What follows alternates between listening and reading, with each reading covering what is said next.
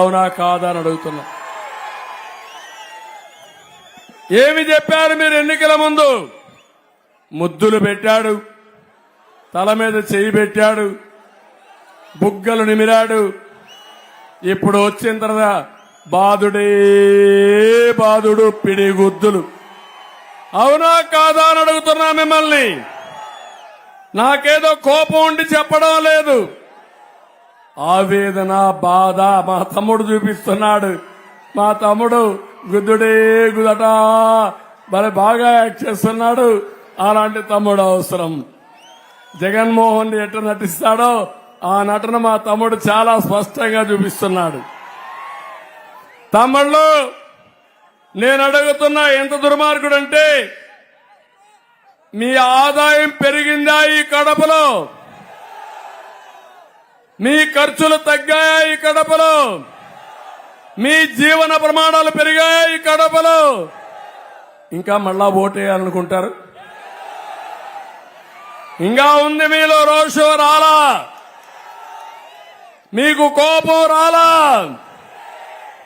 ఏంటి నేను అడుగుతున్నా. ఈరోజు ఒక పక్క చూడండి, ఇది అయింది. నిన్న మొన్న వచ్చాడు.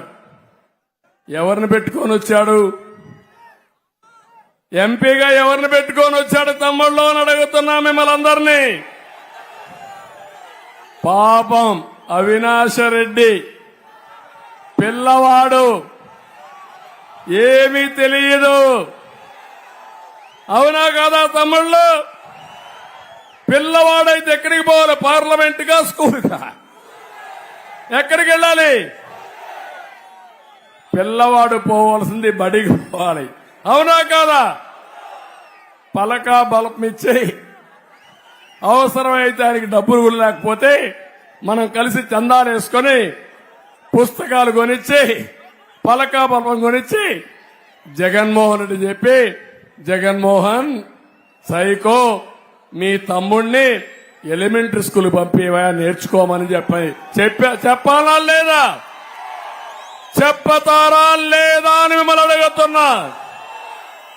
అంటే తమ్ముళ్ళు, నేను అడుగుతున్నా, ఇంత అరాచకం చేసేవాడిని నేను చరిత్రలో కూడా ఇలా రావణాసుడు నిన్నాం, నరకాసుడు నిన్నాం, బకాసుడు నిన్నాం, సైతాన్ పేరున్నాం.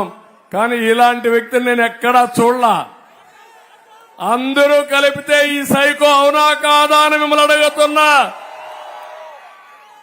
అంటే పచ్చిగా కడపలో అతి దారుణంగా బాబాయిని చంపేస్తే గొడ్డలు వేటేసి, నాటకాలు ఆడి, ఎదురుదాడి చేసి, కడాన బాధితుల్నే నిందితులుగా చేసే పరిస్థితికి వచ్చాడు. అవునా కాదా అని అడుగుతున్నా.